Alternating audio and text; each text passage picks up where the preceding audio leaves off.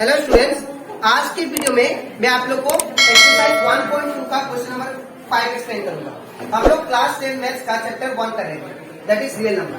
इसके पिछले वीडियो में मैंने आप लोग को एक्सरसाइज 1.1 और इसी के साथ साथ हम लोग कुछ एग्जाम्पल भी देखे थे और मैंने इसी के साथ साथ आप लोग का रिवीजन चैप्टर मैथ्स का क्लास 10 का वो भी कंप्लीट करवा दिया था। तो अगर आपको वो सारा क्वेश्चन अच्छे से सीखना है तो आप लोग उसको मेरे YouTube चैनल में उसको देख सकते हैं, ठीक है। वो YouTube में मैंने अपलोड कर दिया, ठीक है। तो अगर आप लोगों को कोई भी डाउट लगे रिवीजन चैप्टर से या एक्सरसाइज 1.1 से तो आप लोग उसको मेरे YouTube चैनल में देख सकते हैं, ठीक है। स्टार्ट करते हैं क्लास। यहाँ पे बोला गया है क्वेश्चन नंबर 5 में check whether 6 to the power n can end with the digit 0। अब हमें ये बताना है कि 6 to the power n जो है ये क्या, इसका एंड में ये एंड होता है कि नहीं 0 से, ये हमें बताना है, ठीक है। अब ये कैसे फाइंड होगा वो देखिए। सबसे पहले कोई भी नंबर एंड होगा 0 से, लेकिन कब?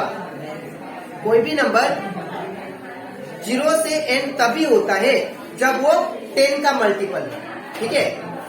तो यहाँ पे हम लोग सबसे पहला पॉइंट लिखेंगे, any number which end with 0, it must be multiple of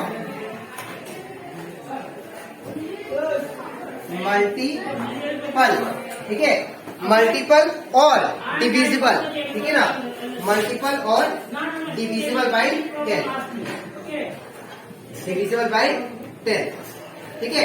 तो हम लोग जानते हैं 10 का फैक्टर क्या होता है। अगर हम लोग मतलब कोई भी नंबर एंड होगा 0 से तभी जब वो 10 का मल्टीपल हो या 10 से डिवाइड हो सकता है, ठीक है।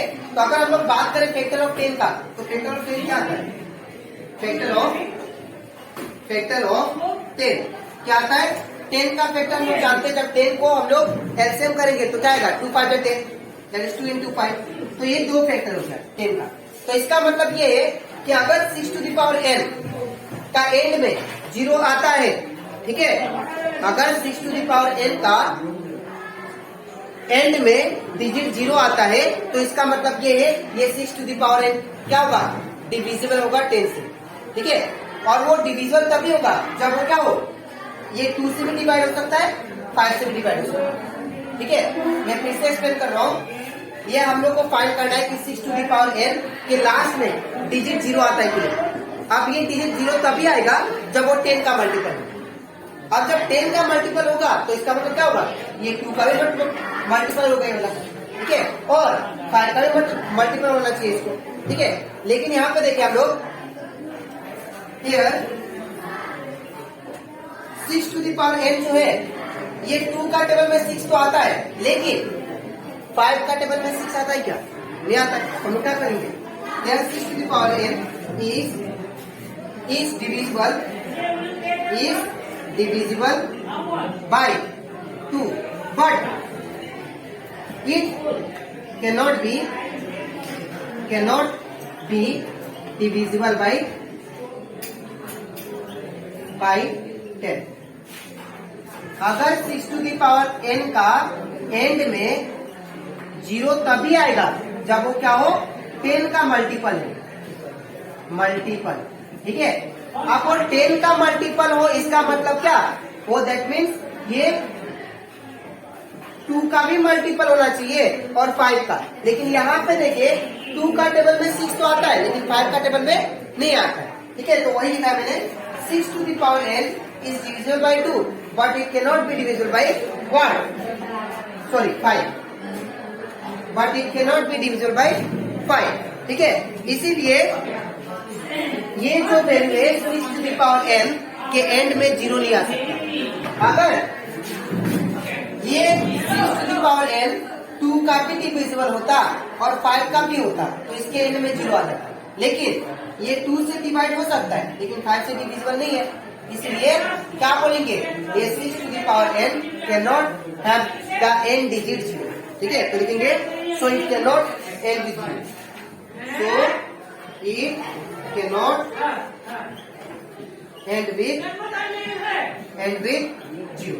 ठीक है, तो यहां से कंप्लीट हो जाता हमारा एक्सरसाइज 1.2 का क्वेश्चन नंबर दैट इज 5। अब इसके नेक्स्ट स्लाइड में मैं आप लोग को समझाऊंगा क्वेश्चन नंबर 6। ठीक है, तो इसके बाद स्टार्ट। अब हम लोग करते हैं क्वेश्चन नंबर एक्सरसाइज 1.2 का क्वेश्चन नंबर 6। इसमें बोला गया है explain why this number and this number are composite number.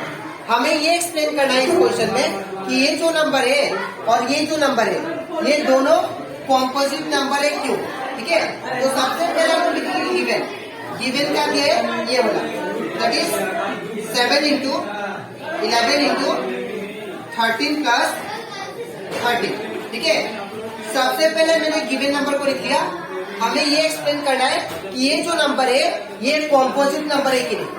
अब सबसे पहले आप लोगों को कॉम्पोजिट नंबर का कॉन्सेप्ट क्लियर होना चाहिए। ठीक है, तो हम लोग कॉम्पोजिट नंबर उसे कहते हैं, कॉम्पोजिट नंबर हम लोग उसे कहते हैं जो 2 से ज्यादा फैक्टर नंबर विच है more than 2 factor are called composite number. जैसे कि एग्जांपल अगर मैं 4 का दूं तो 4 जो है कॉम्पोजिट नंबर है। कैसे हुआ, बिकॉज 4 किसका किसका टेबल में आता है, एक 1 का, एक 2 का और एक 4 का भी आता है। तो यहाँ पे देखो आप लोग, यहाँ पे कितना फैक्टर हो गया, 3 factor, that is more than 2 factor. इसको क्या बोलेंगे हम लोग, कॉम्पोजिट नंबर।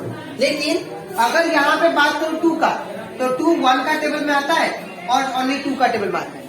तो जिसका सिर्फ 2 फैक्टर होता है उसको क्या बोलते हैं हम लोग, प्राइम नंबर। ठीक है, प्राइम नंबर। तो प्राइम नंबर उसको बोलते हैं जिसका 2 फैक्टर हो, और कॉम्पोजिट नंबर किसको बोलेंगे, जिसका मोर देन 2 फैक्टर हो। तो मैं अगर ये वाला चीज को, ये जो हमको एक्सप्रेशन दिया है, ठीक है, इसको मैं अगर मोर देन 2 फैक्टर निकाल देता हूं इसका, ठीक है, तो दैट मीन्स ये क्या है, कॉम्पोजिट नंबर। और यही मुझे एक्सप्लेन करना। ठीक है, मुझे एक्सप्लेन करना है कि ये जो नंबर है और ये जो नंबर है ये दोनों कॉम्पोजिट नंबर है, ये प्रूफ करना। ठीक है, तो यहाँ पे अगर देखो आप लोग, इतना में से और इतना में से क्या कॉमन है, 13। तो यहाँ से 13 में कॉमन है, तो क्या बचा, 7 इंटू 11। यहाँ से 13 तो बाहर आ गया, फिर प्लस यहाँ से भी 13 बाहर आ गया, तो क्या बचा, 1। तो 13 7 into 11 77 plus 1 it become 13 bracket मतलब इंटू 77 प्लस 1 78। ठीक है, अब 78 को हम लोग तोड़ के ऐसे लिख सकते हैं, 2 3 जा 6 2 9 जा 8 है ना, 2 3 जा 6 2 9 जा 8। तो 78 को ऐसे लिख सकते हैं हम लोग, दैट इज 2 इंटू 39 है ना, और 13 का 13 2 का 2 इंटू 39 को क्या लिख सकते हैं, 13 3 से 39। तो यहाँ पे देखो आप लोग कितना 2 मल्टीपल आ गया, 1 2 3 4, तो इसका 4 मल्टीपल आ गया। ठीक है, मोर देन 2 फैक्टर, इसको क्या बोलेंगे हम लोग, कॉम्पोजिट नंबर। तो therefore here it is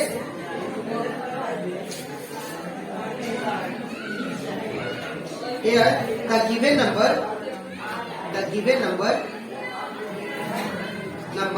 has more than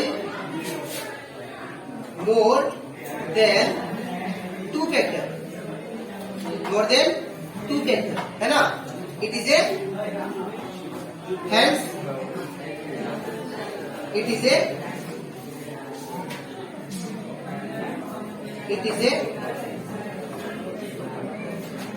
composite number. ठीक है, the given number has more than 2 factor, that's why it is called composite number. ठीक है, अब सिमिलरली हम लोग इसको प्रूव करते हैं, ये नंबर। तो ये नंबर क्या दिया गया है, 7 into 6 into 5 into 4 into 3 into 2 into 1 plus 5।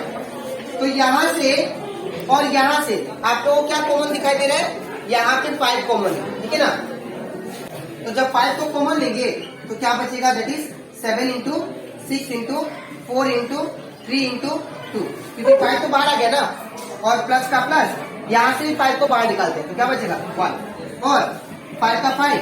अब इन सबको जब मल्टीप्लाई किया मैंने तो कितना बचा, दैट इज 1008 प्लस 1। ठीक है, तो 5 इंटू यहाँ पे 1008 प्लस 1 कितना होता है, दैट इज 1009। ठीक है, अब यहाँ पे भी हम लोग बोल सकते हैं इसका कितना फैक्टर हो गया, मोर देन 2 फैक्टर, तो दैट मीन्स एक तो 1 तो होगा ही इसके साथ। ठीक है, इसकी इसीलिए यहाँ पे मोर देन 2 फैक्टर आ गया, दैट मीन्स ये क्या है, कॉम्पोजिट नंबर। ठीक है, तो therefore it has more than 2 factor, hence it is a composite number. ठीक है, तो दोनों नंबर को हम लोग को एक्सप्लेन करना था कॉम्पोजिट नंबर, वो मैंने कर दिया। ठीक है, दोनों का क्या आया, मोर देन 2 फैक्टर आया, इसीलिए क्या हुआ, ये कॉम्पोजिट नंबर हुआ। ठीक है, तो आज के वीडियो में मैंने आप लोग को एक्सप्लेन किया एक्सरसाइज 1.2 का क्वेश्चन नंबर 5 एंड 6। अब इसके नेक्स्ट वीडियो में मैं आप लोग को समझाऊंगा क्वेश्चन नंबर 7 एंड 8। ठीक है, तो आज के लिए इतना ही, मिलते हैं नेक्स्ट वीडियो में। Thank you.